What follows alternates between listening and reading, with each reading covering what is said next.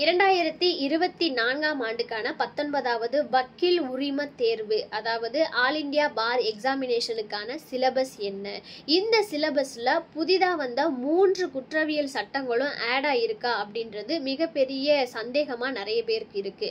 இந்த 19th AIP examination சிலபஸ்ல புதிதாக வந்த 3 குற்றவியல் சட்டங்களுமே சிலபஸ்ல ஆட் ஆயிருக்கு.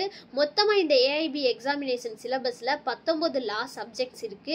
இந்த 19 லா சப்ஜெக்ட்ஸுமே criminal law, civil law, family law and minor acts எல்லாத்தையுமே பேஸ் பண்ணி தான் இருக்கும். முதலாவதா பார்த்தோம் அப்படின்னா ஐபிசி மற்றும் பாரதிய நியாய சங்கீதா. இரண்டாவதா பார்த்தோம்னா சிஆர்பிசி, பாரதிய நாகரிக் சுரக்ஷா.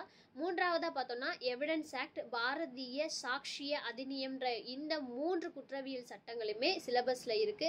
அடுத்ததா பார்த்தோம் அப்படின்னா CPC, arbitration act, advocate act, family law, public interest litigation and administration law, company law, environment law, cyber law, labour and industrial law, law of டாட் and motor vehicle acts, consumer protection law, law related to taxation, law of contract, specific reliefs act, property law, negotiable instrument act, land acquisition act, intellectual property law. இப்படி டோட்டலா 19 law subjects வந்து இந்த ஏஐபிஇ 19th எக்ஸாமுக்கு சிலபஸா இருக்கு.